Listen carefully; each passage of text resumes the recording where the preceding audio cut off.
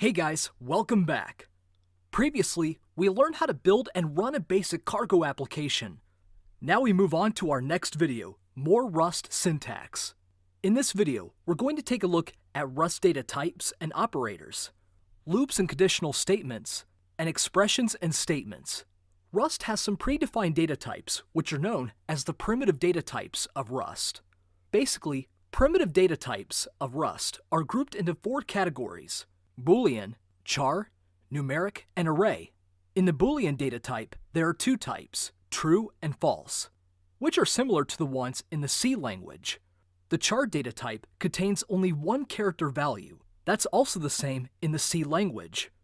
Numeric data types are grouped in different categories, such as signed and unsigned, fixed and variable, floating and integer. Let's look at the difference between signed and unsigned.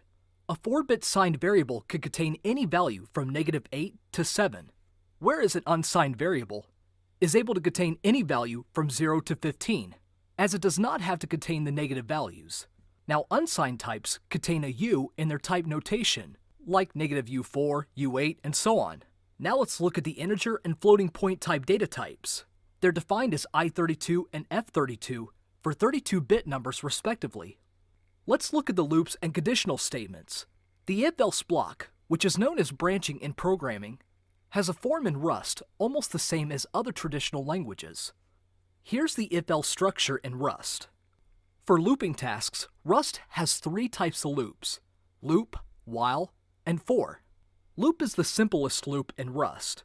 This is an infinite loop. The structure of this loop is as follows. The while loop gives some control over the looping tasks. A simple program with the while loop is as follows. Here, the a == 5 after while is called the breaking condition of the loop.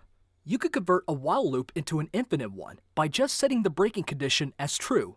Similarly, you could break a loop-type loop using a breaking condition inside it like this. Let's come to the for loop. This is the most controllable loop. Let's look at the structure of a basic for loop. This for loop is similar to the one in C. Let's see what the difference is between expression and statement. Look at these lines of code. The line x = x + 5 is a statement, and x and x + 5 are expressions. Generally, statement ends with a semicolon, and expression has no ending token.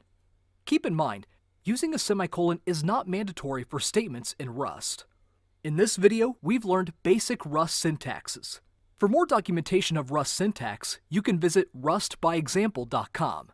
Next video, we'll learn about Rust module system.